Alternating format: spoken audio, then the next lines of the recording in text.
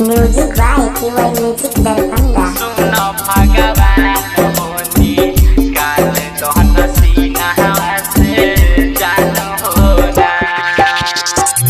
एगो तब नलिया भिखारी दोसर में दिल दुख भारी होना।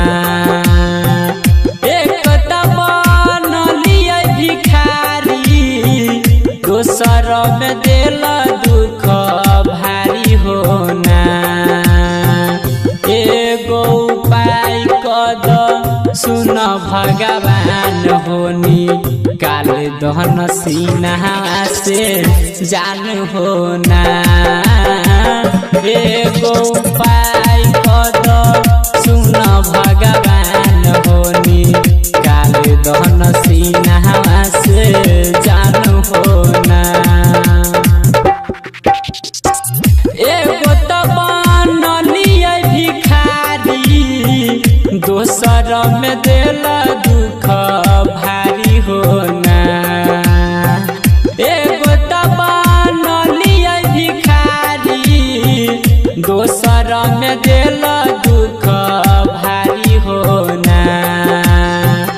एगो उपाय कद सुन भगवान होनी काल दहन सीना से जान होना।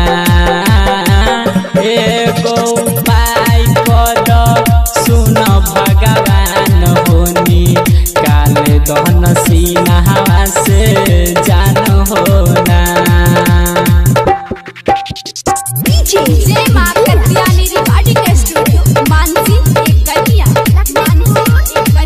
सुनो भगवान होनी काल दहन सीना से जान होना। जेकरा हम जान से चाहलियै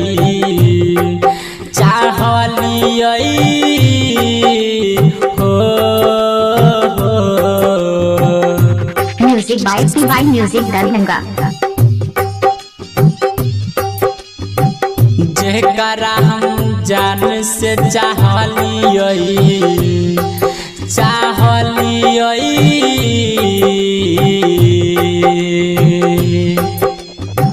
जेकरा हम जान से चाहलियै उहे बनेलकै आन होना।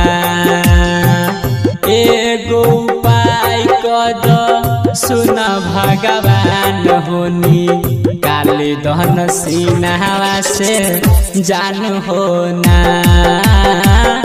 एगो उपाय कद सुन भगवान होनी काल दहन सीना से जान होना। जय मां कत्यानी रिकॉर्डिंग स्टूडियो मानसी एक कन्या सुनो भगवान होनी काल दहन सीना से जान होना। नाई रहतै नाई दुखेतै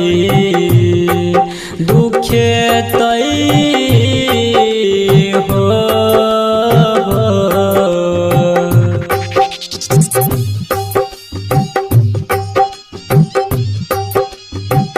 नाई रहतै नाई दुखेतै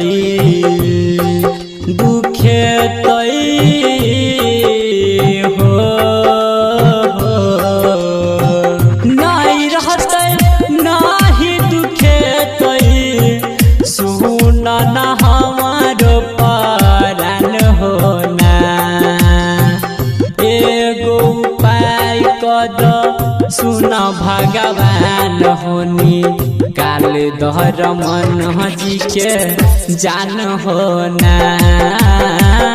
एगो उपाय कद सुन भगवान होनी काल दहन